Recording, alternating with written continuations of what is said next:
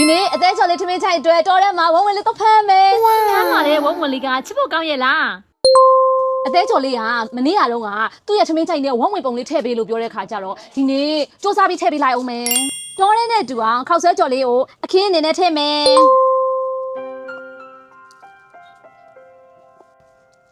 ထည့်မယ်။အောက်ခင်းလေးတော့ထည့်ပြီးသွားပြီ။အဲ့ဒီပေါ်မှာထမင်းနဲ့လှုပ်ထားတဲ့ဝုံဝင်ရုပ်ကလေးကိုတင်းမယ်။ဝုံဝင်ရုပ်ခေါင်းလေးလှုပ်ဖို့အတွက်ကိုထမင်းလေးနဲ့ပုံဖော်မယ်။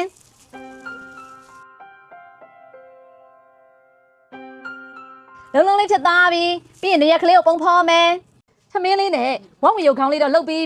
လုံးလေးတွေပါဇက်ကလေးတွေနေရကလေးတွေတက်အောင်မယ်။ကဲဝုံဝင်ရုပ်မျက်နှာလေးတော့ပုံဖော်လုပ်ပြီးသားပြီ။အခက်အခဲသမင်းတိုင်းတော့ထည့်ပြီးရင်ပပလေးသမင်းကြောင်ဆက်ထဲမယ်။အဖန်တကယ်တော့ဒီနေ့သမင်းမချက်ဘူး။ခောက်ဆက်ကြော်ပဲမစားလိုက်တာ။သူတို့မောင်နှမနှစ်ယောက်ကလေခောက်ဆက်ကြော်အရင်ကြိုက်တာသိလား။